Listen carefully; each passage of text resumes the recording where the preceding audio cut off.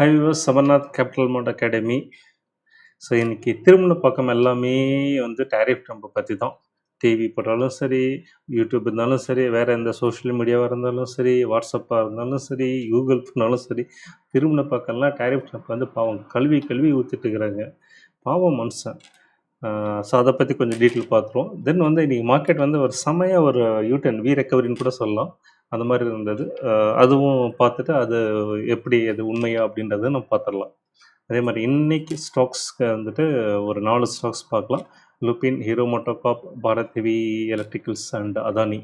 So இந்த stocks பார்க்கலாம். எல்லாமே ஒன்று ஒன்றா பார்த்துட்டே வரலாம்.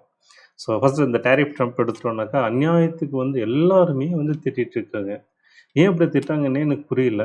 மனுஷன் எவ்வளோ நல்லது பண்ணிட்டு இருக்காரு அப்படின்றது பல பேருக்கு தெரிய மாட்டேங்குது. கொஞ்சம் சிந்திச்சு பார்க்கணும். சிந்திச்சு பார்த்தாலும் உண்மை புரியும். என்ன உண்மை? ஆக்சுவலாக எல்லா நாடும் இப்போ குறிப்பாக சொல்லணும் அப்படின்னாக்கா எல்லாருமே வந்து அமெரிக்கனால கொஞ்சம் பயப்படுவாங்க. அவங்க சொல்லது வந்து காது கொடுத்து கேட்டே ஆகணும் அப்படின்னு நிலப்பரம் இருக்குது. ஆனால் இப்போ என்னாச்சு? டேய், நீ என்ன வேணா சொல்லிட்டு போ, நீ உன்னால் என்ன பண்ண முடியுமோ பண்ணிக்கோ அப்படின்ட்டு ஒரு கெத்தாக தலை நிமிர்ந்து நிற்கிறாங்க. சைனா ஏற்கனவே அவங்க எக்ஸ்டர்னல் மினிஸ்டர்லேருந்து சொல்லிட்டாங்க, நீ வந்து டேரிஃப் வரியா போடு, நானும் போடுறேன். இல்லை நீ சண்டைக்கு வரியா வா, நானும் பார்த்துக்கிறேன். நீ என்ன பண்ணாலும் உன்னால் என்னை ஃபேஸ் பண்ண முடியும் அப்படின்னு சைனா ஏற்கனவே அனௌன்ஸ் பண்ணிட்டாங்க. புட்டின் சொல்லவே தேவையில்லை, ஆரம்பத்தில் இருந்தே வந்து உன்னால் முடிஞ்சதை பண்ணிக்கோ அப்படின்ட்டு அவர். இந்தியாவிலையும் அதே மாதிரி இன்றைக்கி வந்து தெளிவாக மெசேஜ் கொடுத்துட்டாங்க. நீ வந்து நான் எங்களை சொல்லிட்டு இருக்கிற, ஆனால் நீ வந்து ஏற்கனவே அவங்ககிட்ட நிறைய வாங்கிட்டு இருக்கிற யுரேனியம், இன்னும் பல கெமிக்கல்ஸு, உரங்கள்லாம் வாங்கிட்டு இருக்கிற, அதே தான் யூரோப்பும் பண்ணிகிட்ருக்கு. நீ எல்லாம் ஒன்று பண்ணுவ, ஆனால் எங்களுக்கு மட்டும் ஒன்று சொல்லுவியா அப்படின்ற மாதிரி மெசேஜ் தெளிவாக கொடுத்துட்டாங்க. ஸோ இதுக்கு முன்னாடி வந்து யாரும் வந்து இந்த அளவுக்கு வந்து அமெரிக்கா வந்து போல்டாக வந்து சொன்னதே கிடையாது. ஸோ இதை சொன்ன வச்சது யார்? அண்ணன் டேரிஃப் ட்ரம்ப் அவர்கள். ஸோ ஏற்கனவே அமெரிக்கன் ஹிஸ்ட்ரியில் நமக்கு தெரிஞ்ச வரைக்கும் யாருமே பண்ணாத ஒரு விஷயம். இந்த நாடுகள்லாம் ஒரு தலை நிமிர்ந்து வந்து ஒரு சொல்லக்கூடிய அளவுக்கு கொண்டு போனது யாருன்னு பார்த்தா டேரிஃப் ட்ரம்ப் தான். ஸோ அந்த வகையில் அண்ணனுக்கு வந்துட்டு நம்ம ஒரு டேக்ஸ் தான் சொல்லணும், ஆனால் திட்டக்கூடாது. ஸோ இந்த மாதிரி பண்ணியிருக்காருல்ல. நேற்று பிரேசில் பார்த்தாங்கனாக்கா நம்ம நினச்சி வந்து ஒரு இன்டைரக்டாக ஒரு நாசுக்காக சொல்லிட்டு இருக்கோம். ஆனால் பிரேசிலில் வந்துட்டு என்ன பண்ணிட்டாங்க, யாரும் கேட்டுக்கோங்க, நீங்கள் வந்து அவங்களுக்கும் டேரிஃப் 50%. நீங்கள் கால் பண்ணி ட்ரம்ப்கிட்ட பேசிக்கணுன்ட்டு, நான் எதுக்கு அவர்கிட்ட போய் பேசுகிறேன், நான் வந்து மோடிக்கு கால் பண்ணி பேசுகிறேன் அப்படின்ட்டு. ஸோ இப்படி ஒரு காமெடியெல்லாம் வந்து டேரிஃப் ட்ரம்ப் வந்து பண்ணிகிட்ருக்கா அப்படி. ஸோ இந்த மாதிரி எல்லாம் இன்றைக்கி பல நாடுகள் நடுவில் வந்து இப்படி தான், உன்னால் முடிஞ்சது பண்ணிக்கோ அப்படின்ற மாதிரி. ஸோ இந்த மாதிரி ஒரு தன்மானத்தோட பல நாடுகள் வந்து வந்ததுக்கு காரணமாக இருந்த டேரிஃப் ட்ரம்ப் அவர்களுக்கு வந்துட்டு திட்டாமல் நம்முடைய அசீம் முனீர், நம்ம பாகிஸ்தான் தளபதி இருக்கிறார் இல்லையா, இராணுவ தளபதி, அவர் சொன்ன மாதிரி அவரோட சேர்ந்து நாமளும் வந்து டேரிஃப் ட்ரம்ப்புக்கு வந்து நோபல் பரிசு கொடுக்கணும் அப்படின்னு சொல்கிறது தான் கரெக்டாக இருக்கும். திட்டக்கூடாது. எனக்கு அவங்களேக்கே வந்து அவரே ஆப்பு வச்சுட்டு இருக்கிறார் இல்லையா. ஸோ அது அந்த தைரியம் யாருக்கு வரும்? அதுக்காக ரைட். இன்னொரு விஷயம் வந்துட்டு அநியாயத்துக்கு வந்து இன்னொரு விஷயம் சொல்லிட்டாங்க. என்னென்னாக்கா டேரிஃப் ட்ரம்ப் சொன்னார் இல்லையா, இந்தியனுடைய பணம் எல்லாம் வந்துட்டு ருஷ்யாவில் வந்துட்டு டிஃபென்ஸுக்கு போகுது, அதனால் உக்ரைனில் வந்து பல பேர் வந்து சாவறதுக்கு காரணமாக இருக்குது அப்படின்ட்டு. ஸோ அதுக்கு வந்து நிறைய பேர் ட்ரோல் பண்ணிகிட்டு இருந்தாங்க. ஒரு ரொம்ப ஒன்று ரொம்ப கேவலமாக இருந்தது. என்னென்னாக்கா அப்போது அமெரிக்காவுடைய பணமும் யூரோப்புடைய பணமும் டாய்லெட்டில் க்ளீன் பண்ணுறதுக்கு போகுதோ அப்படின்ட்டு. இந்த அளவுக்கு பேசியிருக்க தேவையில்ல. நம்ம வந்து கொஞ்சம் கௌரவமாக பார்க்கலாம். அந்த மாதிரி ஆங்கிளில் பார்த்தா கூட சரி, டாய்லெட் போயிட்டு தொடச்சிக்கிறதுக்காக அது பயன்படுது, இல்லைன்னாக்கா என்ன ஆகும், சுகாதாரம் கெடும். அப்போது யூஎஸ் கரன்சியும் யூரோப்பியன் கரன்சியும் சுகாதாரத்துக்காக பயன்படுது அப்படின்றது மாதிரி நம்ம எடுத்துக்கலாம். நம்ம தான் எடுத்துக்கணும் அந்த மாதிரி. ஸோ இது என்ன பண்ணலாம் அப்படின்னாக்கா, டேரிஃப் ட்ரம்பை வந்து சொல்லிடலாம், எங்கள் பணம் இப்படி தான் ரஷ்யாவில் யூஸ் ஆகுது, ஐரோப்பாவுடைய பணம் இப்படி தான் ரஷ்யாவில் யூஸ் ஆகுதுன்னு சொல்லிட்டு அவரே வந்து ஒரு தெளிவாக சொல்லிட்டாருனாக்கா நல்லாயிருக்கும். அமெரிக்காவுக்கு யோசனை சொல்கிற அளவுக்கு அண்ணன் பெரிய லைட்டேன். அதுக்காக எனக்கு நோபல் பரிசு கொடுக்கணும்னு சொல்லிட்டு அசீம் முனீரோடு சேர்ந்து நீங்களும் கிளம்பிடாதீங்க, எனக்கு புகழ்ச்சிகள்லாம் பிடிக்காது. ஓகே, நெக்ஸ்ட்டு நம்ம பொழப்பாப்பாங்க எல்லா தலைவர்கள் அவங்க பார்த்துப்பாங்க. இன்னொரு விஷயம் என்னென்னாக்கா, ரஷ்யா, சைனா அண்ட் இந்தியா, இந்த தலைவர்களுடைய ஒரு என்ன சார் காமன் பிஹேவியர் 3 பேருமே பேச மாட்டாங்க. வெளி உலகத்தில் யாரையும் பேச மாட்டாங்க. ஆனால் செயலை கச்சிதமாக பண்ணிட்டு இருக்கிறாங்க. ஸோ இது வந்து ஒரு காமன் ஒரு ஆட்டிடியூடாக வந்து பார்க்கலாம் நம்ம. ரைட். ஸோ தலைவர்கள் அவங்க பார்த்துப்பாங்க. அவங்க நாட்டுக்கு எது சரின்றதை அவங்க கரெக்டாக பண்ணுவாங்க. நம்ம நம்முடைய பொழப்பை பார்க்குறது கரெக்டாக இருக்கும்.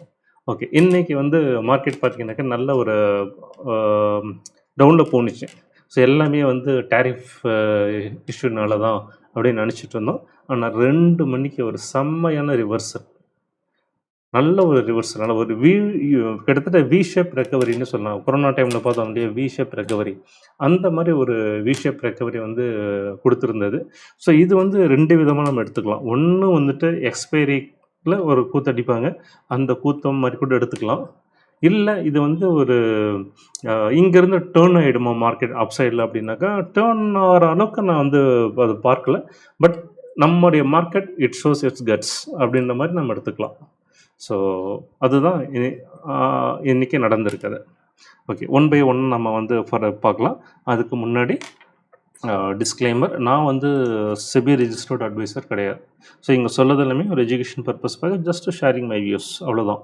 ஸோ எப்போவுமே ஒரு ட்ரேடிங் அண்ட் இன்வெஸ்ட்மெண்ட் வந்துட்டால் நம்முடைய ஓன் ஸ்டடி அண்ட் அனாலிசிஸ் பண்ணி நம்முடைய ஓன் டெசிஷன் எடுக்கிறது தான் புத்திசாலித்தனமாக இருக்கும். ரைட். ஸோ இன்றைக்கி பார்த்தீங்கன்னாக்கா மார்க்கெட் நிஃப்டி நல்லா டவுனில் போயிட்டு அட் ஒரு 21 பாயிண்ட் தான் ப்ளஸ் அப்படின்னா கூட டவுன் சைட்லேருந்து பார்க்கும்போது நல்ல ஒரு ரெக்கவரி, அதை நம்ம சார்ட்டில் பார்க்கலாம். அதே மாதிரி நிஃப்டி 100 லார்ஜ் கேப் ஆகட்டும் மிட் கேப் ஆகட்டும் நல்ல ஒரு ரெக்கவரி கொடுத்துருந்தது. ஸ்மால் அண்ட் மைக்ரோ கேப் இங்கே ரெட்டில் காட்டினா கூட வந்து ஜஸ்ட் ஒரு மார்ஜினல் ரெட் தான் சொல்லலாம். இது பெரிய அளவில் டீப் ரெட் எல்லாம் ஒன்றும் கிடையாது. ஸோ அந்த வகையில் வந்து இன்றைக்கி மார்க்கெட் வந்து ஒரு நல்ல ஒரு ரெக்கவரி கொடுத்தது அப்படின்னு சொல்லலாம். ஆனால் இங்கே இன்னொரு விஷயம் நல்லா கவனிக்கணும். நான் சொன்னேன் இல்லையா, இந்த எக்ஸ்பைரிக்காகவா இருக்குமா அப்படின்ட்டு. அதுக்கு காரணம் என்னென்னாக்கா இதுதான். ஏன்னாக்கா லார்ஜ் கேப்லேயும் மிட் கேப்லேயும் தான் வந்துட்டு F&O ஸ்டாக்ஸ் எல்லாமே இருக்குது. ஸோ இண்டெக்ஸு F&O ஸ்டாக்ஸ் எல்லாம் அந்த கேட்டகரியில் வர்றதுனால அதை வந்து ஒரு யூட்டர்ன் அடித்து பைசா பார்த்துருப்பாங்களோ அப்படின்னு தோணும். ஏன்னா ஸ்மால் கேப் அண்ட் மைக்ரோ கேப்பில் அந்தளவுக்கு ஒன்று F&O ஸ்டாக் கிடையாது. எனக்கு தெரிஞ்ச மைக்ரோ கேப் எதுவுமே இல்லைன்னு நினைக்கிறேன். ஸ்மால் கேப்பில் எதுவும் 1-2 இருக்குதுன்னு நினைக்கிறேன், அவ்வளோதான். ஸோ அதனால் அதில் வந்து எதுவுமே டச் பண்ணாமல் விட்ருக்காங்க. ஸோ இப்படி பார்க்கும்போது இந்த வி ஷேப் ரெக்கவரி வந்து எக்ஸ்பைரிக்காக அடித்த கூத்து அப்படின்ற மாதிரி தான் எனக்கு ஒரு பக்கம் தோணுது. பார்க்க வரக்கூடிய நாட்களில் அது நமக்கு தெரிஞ்சிடும். தென் இங்கே பேங்க் பார்த்திங்கன்னா இன்றைக்கி மார்ஜினலி பாசிட்டிவ். நிஃப்டி ஐடி நல்லா ஒரு 100%, ஒரு 300 பாயிண்ட்ஸ் வந்து பாசிட்டிவ். ஸோ இது வந்து ஒரு ப்ராஃபிட் புக்கிங் அந்த பண்ணிவிட்டு அந்த ஷார்ட் கவரிங்னு சொல்லுவாங்க இல்லையா, ஸோ அந்த மாதிரியான ஒரு ரிவர்ஸ் ரேலியாக தான் வந்து இதை எடுத்துக்க முடியுது. ஸோ ஓவராலாக வந்து ஒரு சென்டிமெண்ட் வந்து சேஞ்ச் ஆனதாக எடுத்துக்க முடியும். சரி, செக்டோரல் இண்டெக்ஸஸ் பார்க்கும்போது எல்லாமே வந்து ஒரு பாசிட்டிவாக இருக்குது. Only reality oil and gas and energy வந்து நெகட்டிவ். எகெயின் இது வந்து எல்லாமே வந்து இந்தந்த செக்டரில் இருக்கிற ஸ்டாக்ஸை தூக்குனா தான் வந்துட்டு ஏன்னா அந்தந்த ஸ்டாக்ஸில் இருக்க அந்த இண்டஸ்ட்ரியில் இருக்க ஹெவி வெயிட்ஸை தூக்குனா தான் பைசா பண்ண முடியும். மிட் கேப் ஆகட்டும் எல்லா இதுலேயும் இல்லையா. ஸோ அந்த வகையில் வந்துட்டு இது நடந்திருக்குன்ற மாதிரி தான் தோணுது. மற்றபடி வந்து ஓவரால் வந்து டோன் ஆன மாதிரி, டைரக்ஷனல் டோன் ஆன மாதிரி எதுவும் தெரியல. ஸோ நேற்று வந்து என்ன இருக்கோ அதே நிலைமை தான். அதாவது நம்மகிட்ட பெரிய அளவு பாசிட்டிவிட்டி எதுவும் கிடையாது. ஒரு நெகட்டிவிட்டி கொஞ்சம் மவுண்ட் ஆகிட்டு இருக்குன்ற மாதிரி சொல்லிட்டேன்னா ஸோ அதில் எந்த வித மாற்றமும் கிடையாது. ஸோ இன்றைக்கி வந்து இந்த ஒரு ரெக்கவரியில் ஒரு நல்ல ஒரு பார்ட்டிசிபேஷன் கொடுத்தது பார்த்தீங்கன்னா ஹெச்டிஎஃப்சி பேங்க் 21 பாயிண்ட் வந்து நல்ல ஒரு பாசிட்டிவ் ரெக்கவரி, 21 பாயிண்ட்ஸ் கான்ட்ரிபியூட் பண்ணியிருக்கு. அதே மாதிரி இட்டர்னல் வந்து ஒரு 6 பாயிண்ட்ஸ் வந்து நல்ல ஒரு ரெக்கவரிக்கு உதவி இருக்குன்னு தான் சொல்லலாம். தென் ஃபர்தராக நம்ம வந்து எப்படி மார்க்கெட் டைரக்ஷன் எப்படி இருக்குது என்ன இதுன்றதை பார்க்கலாம். ஸோ இங்கே பாருங்கள், ஃபஸ்ட்டு அது பார்க்குறதுக்கு முன்னாடி பார்த்தீங்கன்னாக்கா நல்ல நிஃப்டி வந்து நல்ல கீழே வந்துட்டு எப்படி ஒரு ரெக்கவரி கொடுத்துட்டு, அதே மாதிரி பேங்க் நிஃப்டியும் எல்லாம் பார்த்தா ஒரே மாதிரி செம்மையான ஒரு ரெக்கவரி. ஸோ இது எல்லாமே வந்துட்டு ஒரு டர்ன் டைரக்ஷனுக்கான ஒரு டேர்ன் கிடையாது.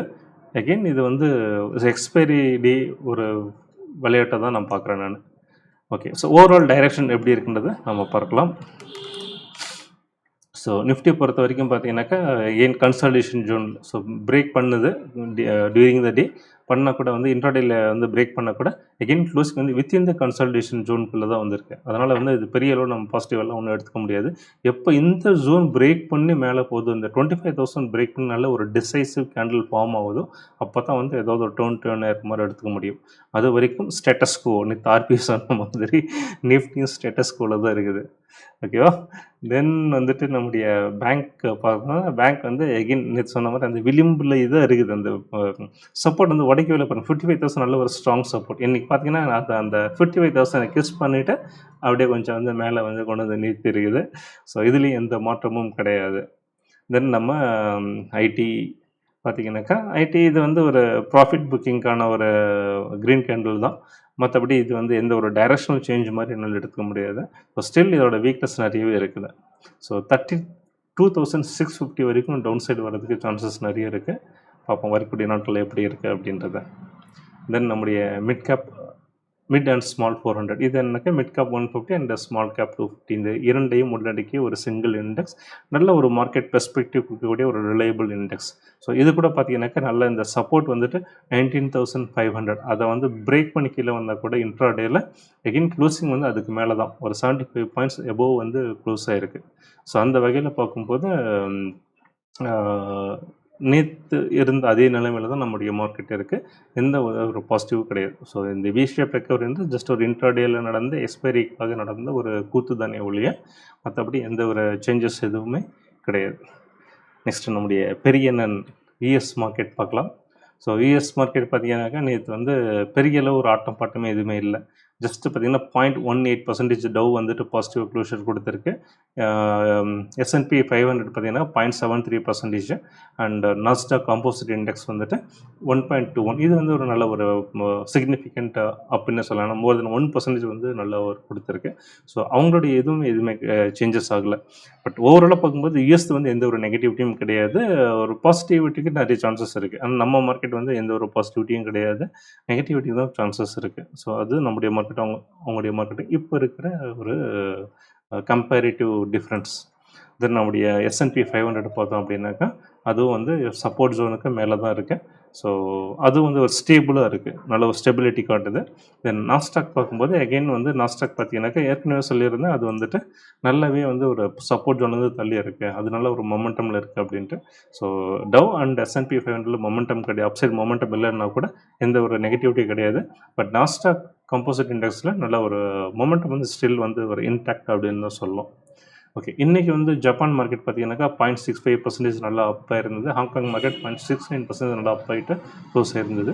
இந்த வீடியோ ரெக்கார்ட் பண்ணுற டைமில் யூரோ மார்க்கெட்டில் டாக்ஸ் அண்ட் ஸ்டாக்ஸ் 50 இது பார்த்திங்கன்னா எல்லாமே வந்து நல்ல ஒரு டீப் க்ரீன்னு சொல்லலாம். 1.73% டாக்ஸு, ஸ்டாக்ஸ் வந்துட்டு 1.56% நல்லா பாசிட்டிவாக இருக்குது. ஸோ யூஎஸ் மார்க்கெட் இன்றைக்கி பாசிட்டிவாக முடியறதுக்கு சான்சஸ் இருக்குது. ஸோ இன்றைக்கி யூஎஸ் மார்க்கெட் பாசிட்டிவாக இருந்தால் நாளைக்கு அந்த ரிஃப்ளெக்ஷன் கண்டிப்பாக இருக்கும். பட் வந்து நாளைக்கு ஃப்ரைடேவுன்றதுனால வந்துட்டு ஒரு இந்த யூஎஸ் மார்க்கெட் ஒரு பாசிட்டிவாக க்ளோஸ் ஆனால் கூட அதை வந்து நம்ம ரொம்ப பாசிட்டிவ் எடுத்துக்க முடியாது. நம்ம எண்ட் ஆஃப் த டேயில் வந்து திரும்ப கீழே கொண்டு வரதுக்கு சான்சஸ் இருக்குது. பிகாஸ் ஸோ வீக்கெண்டில் வந்து ஹோல்டு பண்ண யாருமே வந்து போகப்பட மாட்டாங்க அந்த வகையில். ஸோ ஓவரால் சுச்சுவேஷன் மார்க்கெட் இது தான். ஓகே, தென் வந்து நம்ம ஒரு 4 ஸ்டாக் பார்ப்போம் இல்லையா. இப்போ F&O இன்றைக்கி பார்த்தீங்கன்னாக்கா லூபின் வந்து 4.71% டாப் கெய்னர். செகண்ட் டாப் கெய்னருங்கும் போது ஹீரோ மோட்டோகார்ப். அதே மாதிரி லூசிங் சைடில் பார்க்கும்போது BHEL வந்துட்டு 4.90% வந்து டாப் லூசர் அப்படின்னு சொல்லலாம். செகண்ட் டாப் லூசர் வந்துட்டு அதானி 2.45. ஸோ இந்த ஸ்டாக்ஸ் எப்படி இருக்குன்றதை நம்ம பார்க்கலாம், ஒன்றுன்னா அதையும் பார்த்துடலாம்.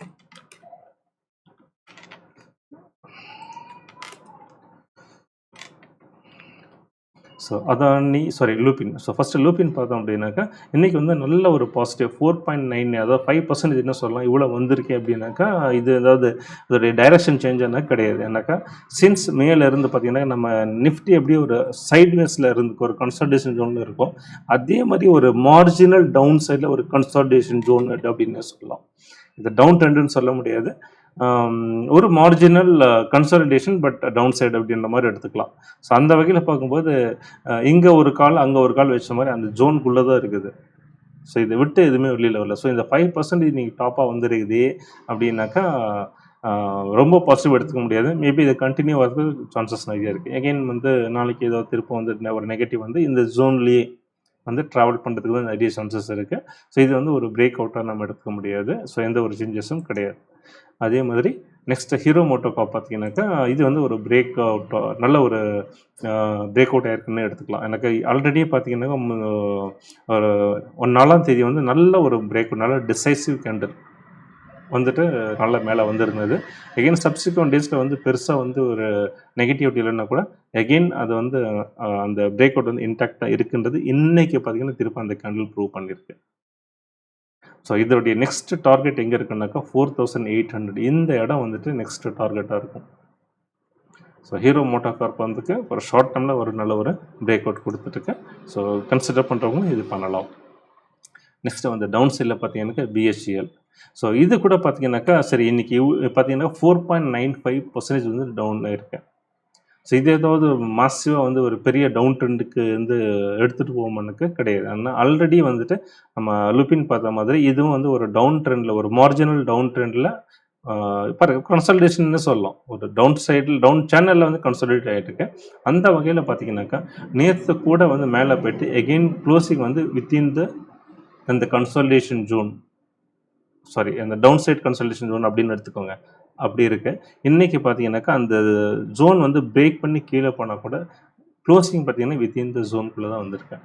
ஸோ அதனால் இது வந்து ஒரு அப்ரப்ட் டவுன் சைட் வந்து திருப்பும் வருமானாக்கா வராது. இந்த ஜோனுக்குள்ளே தான் ப்ளே பண்ணுற மாதிரி தான் இருக்கும். ஸோ இன்றைக்கி இவ்வளோ நெகட்டிவ் வந்திருக்கே, ஃபர்தர் நாளைக்கு திரும்ப நெகட்டிவாக வருமா அப்படின்னாக்கா சொல்கிறதுக்கு இல்லை. மேபி வந்து பாசிட்டிவாக வந்து இங்கே இந்த ஜோனுடைய ரெசிஸ்டன்ஸ் வந்து டச் பண்ணுறது சான்சஸ் இருக்குது. ஸோ 240 வந்துட்டு இமீடியட் டார்கெட்டாக எடுத்துக்கலாம், அந்த வகையில் எடுத்துக்கலாம். தென் அதானி. ஸோ அதானி பார்த்தீங்கன்னாக்கா நல்லா தெளிவாக காட்டுது. அது வந்து இன்னும் டவுன் சைடில் தான் இருக்குது. பார்த்தீங்கன்னாக்கா எகெயின் லாஸ்ட் இயர் மார்ச்சில் இருந்து பார்த்தீங்கன்னா ஒரு சேனலில் அப்படியே ஃபார்ம் ஆகிட்டு இருந்தது, அப் சைட் சேனலில் இருந்தது. கரெக்டாக பார்த்தீங்கன்னாக்கா இங்கே ஜூலை இந்த இடம் வந்து ஆகஸ்ட் பிகினிங்கில் அது பிரேக் பண்ணியிருக்கு. பண்ணது சப்சிக்வெண்ட்டாக பார்த்தீங்கன்னா எல்லா நாளும் கீழே வந்துட்டுருக்கு. ஸோ நெக்ஸ்ட்டு சப்போர்ட் பார்த்தீங்கன்னாக்கா 2100. இப்போ 2250 இருக்குது. நெக்ஸ்ட்டு சப்போர்ட் வந்து 2100. இதை வந்து டவுன் சைடில் வந்து டச் பண்ணுறதுக்கு நிறைய சான்சஸ் இருக்குது. ஐ ஹோப் இந்த 4 ஸ்டாக்ஸ் ரிவ்யூ கூட ரொம்ப ஹெல்ப்ஃபுல்லாக இருந்திருக்குன்னு நினைக்கிறேன். எகெயின் நான் சொல்ல, நான் செபி ரெஜிஸ்டர் அட்வைசர் கிடையாது. என்னுடைய ஜஸ்ட் வியூ, என்னுடைய அனாலிசிஸ் வந்து உங்களோட ஷேர் பண்ணியிருக்கேன், அவ்வளோதான். ஸோ இது மாதிரி நீங்களும் வந்து டெக்னிக்கல் அனாலிசிஸ் எல்லாம் கற்றுக்கணும் அப்படின்னாக்கா மெசேஜ் பண்ணுங்கள். நான் உங்கள் காண்டாக்ட் நம்பர் சொல்லுங்கள், நான் காண்டாக்ட் பண்ணுறேன். என்ன பண்ணணுன்றது சொல்கிறேன் நான். ஓகே, ஸோ இதோட இந்த வீடியோ முடிச்சுக்கலாம். ஸோ நெக்ஸ்ட் வீடியோவில் நாளைக்கு சந்திப்போம். Until then bye. தேங்க்யூ.